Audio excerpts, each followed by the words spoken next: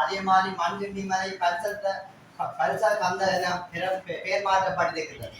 முந்திரியன்குளம் நெல் வெப எனவும் ஆமையன்குளம் கிரிவன் வெப எனவும் சிங்கள மயமாகிவிட்டது. இவ்வாறு தமிழர்களுடைய அடையாளங்களை ஒவ்வொன்றாக சிதைக்கின்ற வேலையிலே எங்களுடைய அந்த வகையிலே இப்பொழுதான் இந்த அரசாங்கத்தால் கொண்டு வரப்பட்டிருக்கின்ற கிபிலோயா ஆனது, அதாவது முல்லைத்தீவு கிழக்கு வவுனியா மாவட்டத்தின் கிழக்கிலே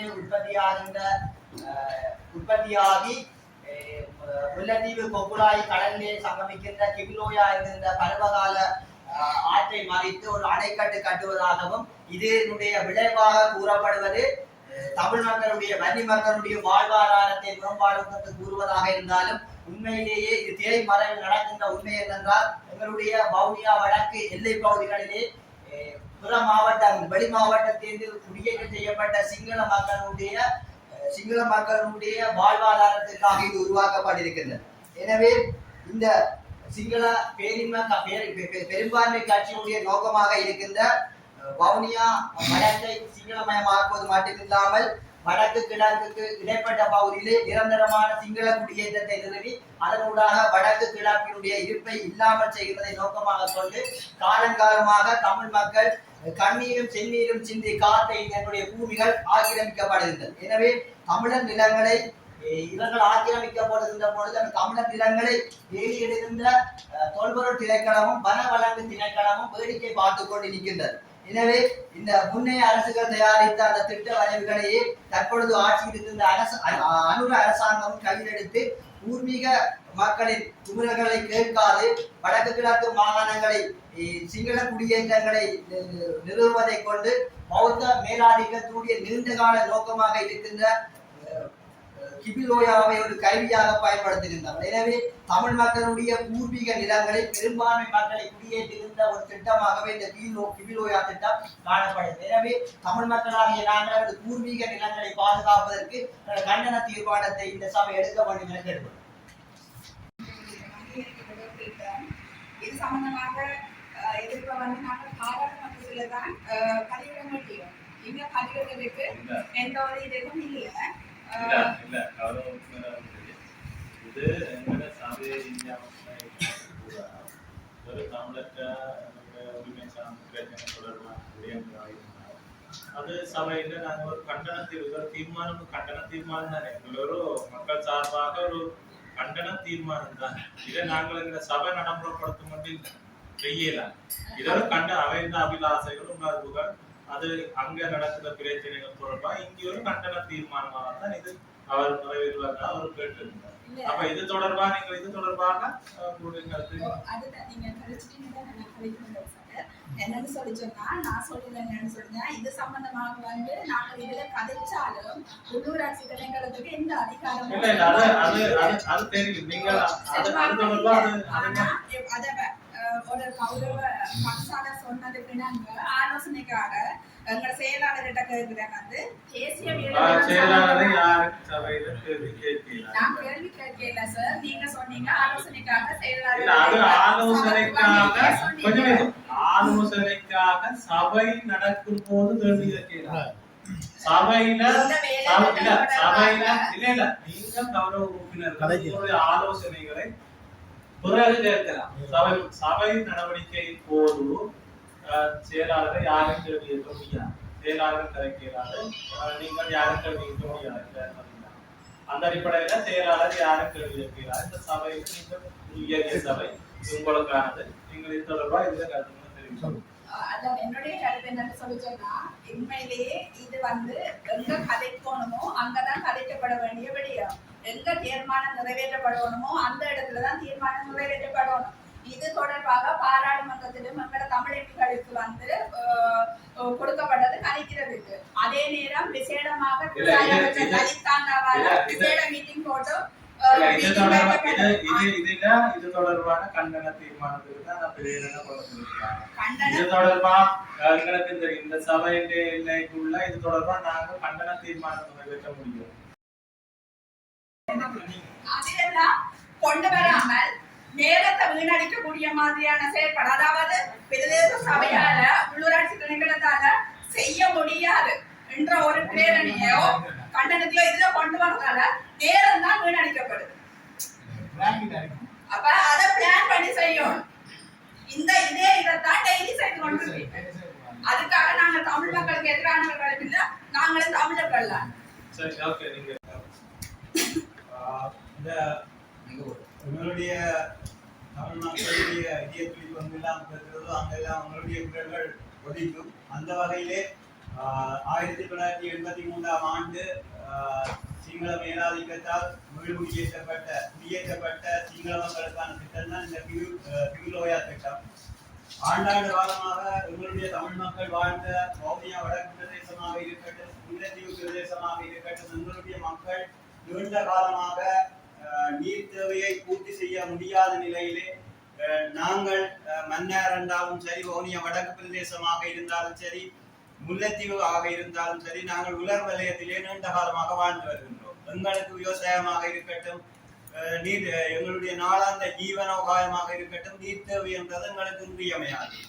இவர்கள் 1983ஆம் ஆண்டிலேயும் கடந்த மஹிந்த ராஜபக்ச அவர்களுடைய காலத்தில் குடியேற்றப்பட்ட சிங்கள மக்களுக்காக, அதாவது அந்த வவுனியாவினுடைய ஒட்டுமொத்த மக்களிலே ஒரு குறிப்பிட்ட மக்களுக்கான நீர் தேவைக்காக இன்று 1700 ஏக்கர் புதிய நிலத்துக்கான நீர் தேவையை பூர்த்தி செய்வதற்கு அவர்கள் முயற்சி செய்கின்றார்கள். இது ஒரு நிச்சயமாக ஒரு சிங்கள குடியேற்றத்திற்கான ஒரு முஸ்தீபாகத்தான் நாங்கள் கருதுகின்றோம். ஏனெனில் எங்களுடைய அரசாங்கத்தினால் கடந்த காலங்களிலே அபகரிக்கப்பட்ட எங்களுடைய தமிழ் மக்களுடைய நிலங்களை விடுவிக்க முடியாதவர்கள் இன்று அந்த குறிப்பிட்ட மக்களுக்கான நீர் தேவையை பூர்த்தி செய்வதற்காக இந்த கிவிலோயா திட்டத்தை கொண்டு வருகின்றார்கள்.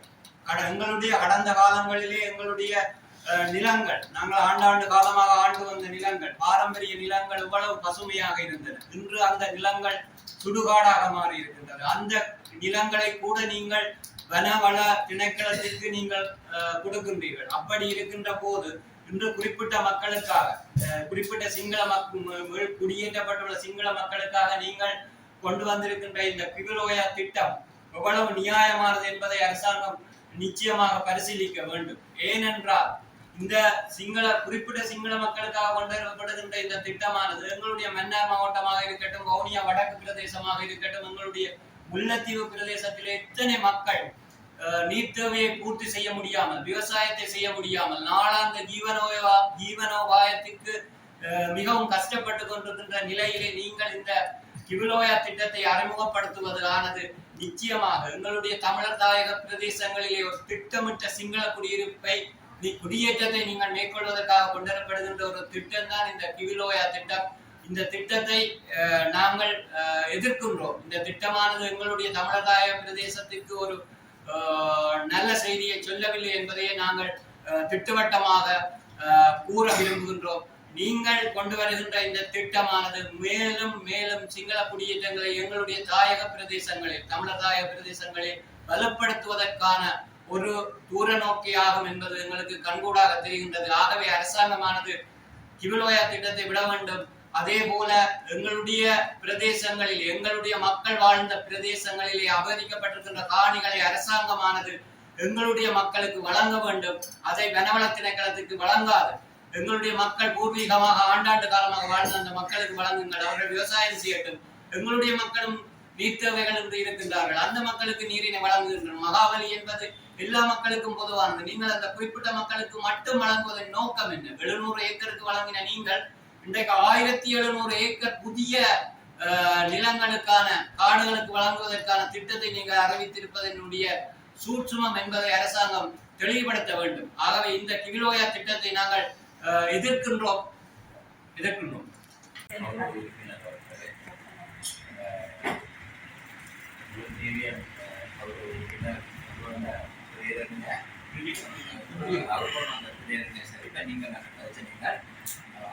1967ஆம் ஆண்டு காலப்பகுதியிலிருந்து 70ஆம் ஆண்டு காலப்பகுதிக்கு நான் கணக்கலாம். அதே நேரத்தில் 1980ஆம் ஆண்டு காலப்பகுதியிலிருந்து 87ஆம் ஆண்டு பகுதிக்கு கதைக்கலாம். இந்த நாட்டுக்கு இன்னொரு பிரிவினைகள் தேவையில்லை. நான் ஒரு விஷயத்தை சொல்றேன். இந்த இலங்கையில வாழ்கிற தமிழ் மக்கள் கூடுதலாக எல்லாம் கிழக்கு பகுதியிலையும் கொழும்பு பகுதியிலையும் வாழ்கிறார்கள். சொந்த இடங்கள் வச்சு காணியை கட்டி கொண்டு வாழ்ந்து கொண்டிருக்கிறார்கள். சிங்கள மக்கள் இங்க குடியேறுவதை புதுசா நான் ஒன்றும் அங்கீகரிக்க போறான் இல்லை. ஒரு விடயத்தை நான் உங்களுக்கு கொண்டாடுறேன். உங்களுக்கு இருக்கிற வேதனை தான் எங்களுக்கும் இருக்குது. நாங்களும் 3 பிள்ளைகளை மாவீரராக ஒத்துக்கொண்டு தான் இந்த இடத்துல வந்து காட்சி நிற்கிறேன். அப்ப கிவிலோயா என்ற திட்டத்துல வந்து எந்த இடத்துல சிங்களாக்களை குடியேற்றாங்க என்ற ஒரு முக்கியமான ஒரு அறிக்கையை நீங்க சமர்ப்பிக்க வேண்டும். என்னன்னு கேட்டால் அரசாங்கத்தோடு வாதுவதற்கு எங்களுக்கு ஒரு சந்தர்ப்பத்தை நீங்க தர வேண்டும். அப்படி ஒரு ஒரு முறையற்ற முறையில சிங்கள இனத்தை வந்து புதிதாக குடியேற்றுவர்களா இருந்தால் அதுக்கு நாங்கள் எதிர்ப்புத்தான். ஆனால் அந்த கிவிலோயா திட்டத்தில் வந்து அப்படி ஒரு திட்டமே இல்லை. அதாவது முல்லைத்தீவு மாவட்டத்தில் இருந்து ஏனைய தமிழ் எம்பிக்கள் எல்லாரையும் பாராளுமன்றத்தில் கௌரவ லால்காம் அமைச்சர் அவர்கள் கூப்பிட்டு சந்திச்சு கலந்துரையாடும் பொழுது ஏகமனதாக இது நிறைவேற்றப்பட்டிருக்கிறார்கள். இது வந்து மத்திய அரசாங்கத்தின் ஊடாக நடந்து முடிஞ்ச ஒரு பேச்சுவார்த்தையின் ஊடாகவே இந்த கிவிலோயா திட்டம் டிசிசி மீட்டிங் ஊடாக அங்கீகரிக்கப்பட்டிருக்கின்றன. ஆகவே உள்ளூராட்சி திணைக்களத்தின் ஊடாக இந்த பிரதேச சபையின் ஊடாக நாம் கதைப்பதால் எங்களுடைய நேரத்தையும் காலத்தையும் வீணடிச்சு மக்களுக்கு சேவையாற்றக்கூடிய வேலைகளை செய்து கொள்ள முடியாத அளவுக்கு வார மாதாந்திர தோறும் நடக்கிற கூட்டங்கள் எப்படியான ஒரு பொறுமதி இல்லாத செயல்பாடுகளை செயல்படுவதற்கு தான் நான் தவிசாளர் அவர்கள் அதை நான் விரும்பவில்லை. நான் இதில் இருக்கிற கௌரவ உறுப்பினர்களை நான் மிகவும் கௌரவமாக நான் கேட்டுக்கொள்கிறேன். செய்யக்கூடிய வேலைகளை செய்யுங்க. இதை பரிசீலனை மேல் பரிசீலனை செய்யணுமா இருந்தா கௌரவ முல்லைத்தீவியன் உறுப்பினர் கேட்டபொழுது இதை மத்திய அரசாங்கத்துக்கு ஊடாக இதை நீங்கள் மேல் பரிசீலனை செய்வதற்கு ஆவணம் செய்யும்படி கேட்டுக்கொண்டு தவிசாளர்களை என்னுடைய உரையை முடித்துக் கொள்ள நன்றி வணக்கம். சூழ்நிலை இருக்கிறது. உண்மையிலேயே பெரும்பாலான உள்ளூராட்சி மன்றங்களை கூட இந்த தமிழ் கட்சிகள் குறிப்பாக கைப்பற்ற முடியாத நிலை இருக்கிறது. காரணம் இந்த திட்டமிட்ட இனப்பரம்பல். இந்த திட்டமிட்ட குடியேற்றங்களை நிறுவி அங்கிருக்கின்ற இனப்பரம்பலை மாற்றி அமைத்து எங்களுடைய பிரதேச சபைகளை நாங்கள் தனித்து ஆட்சி அமைக்க முடியாத ஒரு சூழ்நிலை இருக்கிறது. அவர் உறுப்பினர் சொன்னது போல அரசாங்கம் நீர் தேவையை பூர்த்தி செய்வதற்காக தான் இந்த கிவிலோயா திட்டத்தை கொண்டு வருவதாக இருந்தால் வவுனியாவிலே பல குளங்கள் புனரமைக்க வேண்டியிருக்கிறது. ஏராளமான குளங்கள் புனரமைக்க வேண்டியிருக்கிறது. முன்னைய காலத்திலும் குளங்களை புனரமைத்து எந்த ஒரு திட்டத்தையோ அல்லது கடல் நீரை நன்னீராக்கியோ எதையும் செய்யாமல் குளங்கள் மூலமே எங்களுடைய விவசாயத்தையும் ஏனைய கிணறுகள் ஊற்று மூலமும் அந்த நீர் தேவையை பூர்த்தி செய்திருக்கிறார்கள். ஆகவே அரசாங்கம் அந்த நீர் தேவையை பூர்த்தி செய்வதற்காக தான் இந்த கிவிலோயா திட்டத்தை கொண்டு வருவதாக இருந்தால் வவுனியா வடக்கில் இருக்கின்ற ஏராளமான குளங்களையும் புனரமைத்து அதன் மூலம் இந்த நீர் தேவையை பூர்த்தி செய்ய முடியும் என்பதை இந்த சபையின் மூலமாக அரசாங்கத்துக்கு தெளிவு மக்கள் வந்து வீதி போடுறதுக்கு தெரு விழாக்கு பொருத்துவதற்குமாக இல்லை. மக்களுடைய குரலாகத்தான் நாங்கள் ஒழித்துக் கொண்டிருக்கிறோம். மக்கள் எங்களிடம் சொல்றோம் உரிமைக்காக எங்களுக்கு வாக்களித்தார்கள், எங்களுடைய மண்ணை காப்பாற்றுங்கள் எங்களிடம் சொல்றோம். நாங்கள் கலைக்கின்ற பொழுது எங்களுடைய தொண்டைகளை நீங்கள் வந்து அடைக்க கூடாது. நாங்கள் கலைப்பது மக்களுடைய நேரத்தை வீணடிப்பதற்காக மக்களுடைய உரிமைக்காக கலைக்கின்றோம். நீங்கள் மத்தியிலே ஆட்சி மாறுகின்ற பொழுது நீங்க கட்சி மாறி விடுவீர்கள். ஆனால் நாங்கள் எப்பொழுதுமே மக்களோடு இருக்கின்றவர்கள் மக்களுக்காக குரல் கொடுப்போம். நாங்கள் எங்களுடைய மக்களுடைய உரிமையை கலைக்கின்ற போது அடிக்கடி நீங்கள் உங்களுடைய நுனிக்கதிரைக்கு வந்து போதை நிறுத்திக் கொள்ளுங்கள். நாங்கள் எங்களுடைய மக்களுக்கு நான் கலைப்போம். எங்கள் மக்கள் வீதிக்காக எங்களுக்கு வாக்களிக்கவில்லை, உரிமைக்காக வாக்களித்தவர்கள். எப்பொழுதும் மக்களோடு நாங்கள் நிற்போம். மக்களுக்கு சொல்லுவது உரிமையை எங்களுடைய நிலம் இருந்தால் நிலம் இருக்க வேண்டும், மொழி இருக்க வேண்டும். அங்காதான் எங்கள் அபிவிருத்தி. எங்கள் இனமே இல்லை, இனமே அழிக்கின்றார்கள். எங்களுடைய வடக்கு கிழக்கிலே பெரும்பான்மையாக வாழுகின்ற தமிழ் மக்களுடைய நிலம் இல்லாமல் போகுமா இருந்தால் மொழி இல்லாமல் கிட்டத்தட்ட தமிழ் மொழி ஐயும் தருவாயில் இருக்கின்றது. உங்களுடைய பிரியா சக்தி அப்ப நல்லம்மா நான் கேட்கிறேன். நல்லம்மா விசாரத்து நல்லம்மா அல்லது உங்களுடைய பொங்கல் கொண்டாட நல்லம்மா, பிடிஏ பிஎஸ்டிஏ நல்லம்மா நான் கேட்கறது உங்களுடைய எல்லாம் நல்லம்மா. யாருமா கொண்டாயா இதெல்லாம் நல்லா இருக்கா? பொங்கல் கொண்டாடுறது கோடிக்கணக்கு சில வழி, ஒரு நாள் கொண்டாடுறதுக்கா கோடிக்கணக்கு சில வழி இருக்கா? கொண்டாயா நல்லம்மா நான் கேட்கறது உங்களோட இல்லையா நல்லம்மா. உங்களை கேட்கிற மக்களுடைய மக்கள் ரத்தமும் சலையும் சிதறி எவ்வளவு அல்லப்பட்டார்கள். எங்கேயோ இறந்த வந்து கேட்கிறார்கள், எங்கேயோ கடல்லே விழுந்து கிடந்து இறந்தவர்களுக்கு மனநேயம் பார்த்தீர்கள். எங்களுடைய மக்கள் சுடுகாடு ஆக்கினார்கள். எங்களுக்கு தெரியாது. சோமசிங் அமரசிங் நம்முடைய கட்சியினுடைய தலைவராக இருந்த காலத்தில் என்ன நடந்தது தெரியுமா? போரை நிறுத்தாலே முள்ளிவாக்க போரை நிறுத்தாலே அழித்துவிடு, முழுக்க இந்த மக்களை அழித்துவிடு, போரை நிறுத்தக்கூடாது போராடியவர் உங்களுடைய கேள்வி உங்களுக்கு தெரியாது. நீங்கள் காலமாக மாறி விடுவீர்கள். எங்களுக்கு தெரியுமில்ல, மக்கள் தெரிந்தாமல் அந்த மக்களுடைய குரலாக நான் ஒழித்துக் கொண்டே இருப்போம். நான் ஒருபோதும் ஒரு நிமிடத்தை வீணாக்க மாட்டோம். ஒரு நிமிடம் கூடி எங்களுக்கு மக்களுடைய உரிமைக்காக குரல் கொடுத்துக் கொண்டே இருப்போம். மிக பிழையான கதைகளை வெளியில் விடாதீர்கள். தயவு செய்து நீங்கள் செய்வதை சிந்தியுங்கள். நீங்கள் செய்வது மிக பிழையான விடயங்களை செய்து கொண்டு நியாயங்கள். நீங்கள் நல்லது செய்தால் வரவேற்க நாங்கள் தயாராக இருக்கின்றோம். நீங்க நல்லது செய்யுங்கள், உங்களுக்கு நாங்கள் தோல் கொடுப்போம். ஆனால் எங்களை மக்களை அழித்து விட்டு நல்லது செய்வோம் நினைக்காத. மக்கள் அழிந்தால் நாங்கள் கடைசி வரைக்கும் போராடுவோம். மக்கள் குரலாக ஒழித்துக் கொண்டே இருப்போம். தெளிவாக சொல்லுகிறேன். கருத்துத்திற பிரதேச சபை மக்கள் வாக்களித்து கருத்துத்திற பிரதேச சபைக்கு உட்பட்ட விஷயங்களை பார்க்கத்தான். வவுனியாவிலேயோ முள்ளத்திலேயோ நடக்கிற ஒரு இது தொடர்பாக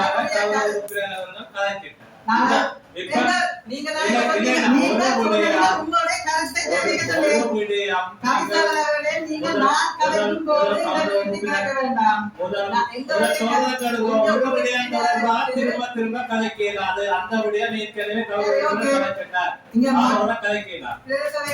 இல்லாத விஷயத்தை அந்த விடயம் தொடர்பாக கதைக்கிறார்.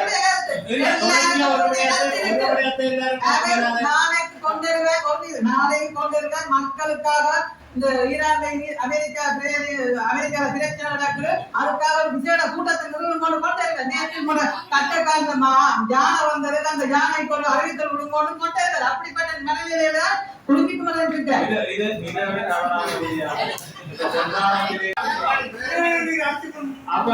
குறித்த பிரேரணை தொடர்பாக இந்த கண்டன பிரேரணை தொடர்பாக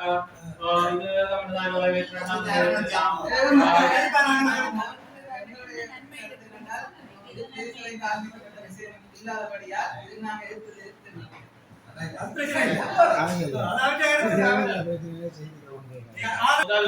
முதல் கொஞ்சம் கையை விட்டுட்டு ஒவ்வொருத்தராக கௌரவ உபதவி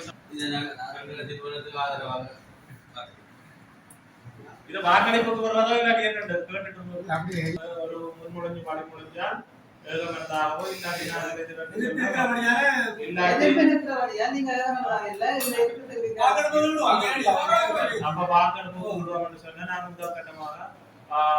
உபதவிசாலையில் தான் தொடங்கணும் வாக்களிப்பு. அதன் அடிப்படையில் தான் முதலாவது உபதவிசாலை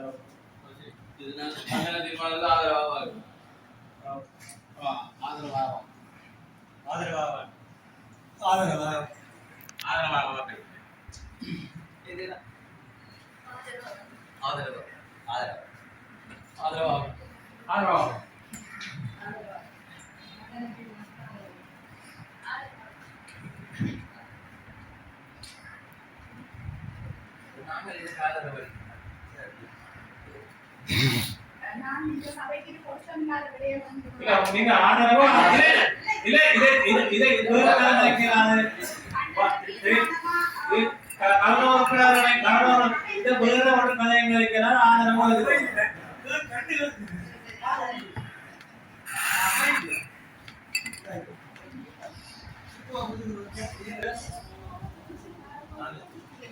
கண்டன தீர்மானத்துக்கு 4 பேர் எதிராகவும் 16 பேர் ஆதரவாகவும் தன்னுடைய மாற்றினை நான் ஆதரவா அதோட 16 குறித்த கண்டன தீர்மானம் நிறைவேற்றப்படுகிறது. என்னுடைய அந்த வழிகாட்டலுக்கான கௌரவ அந்த விடயத்தை நேரில் என்னுடைய தொலைபேசியில் இருந்து தொடர்பு நேரில் அந்த விடயத்தை தெரிவித்திருந்தார். அந்த மாதிரி அவருக்கு நேரில் கூட்டத்தில் பங்குபற்றினார். என்னுடைய நம்பிக்கை தெரிவிக்கிறது 18 லட்சம் ரூபாய்க்கு தான் அதுக்குள்ளா மக்கள் கட்டி பூர பல நிச்சயங்களாக செய்திருக்கோம். அப்ப அந்த நிதி காணாதான அந்த வேதத்திடம் தாமதம் செய்திருக்கு. நாங்கள் ஏதாவது செய்யறாங்க பார்ப்போம். அப்படி ஊரடிகள் பிரச்சனை என்று சொன்னால் நாங்கள் உடனடியாக பூர வளம் மாற்றி செய்யறாங்க பார்ப்போம்.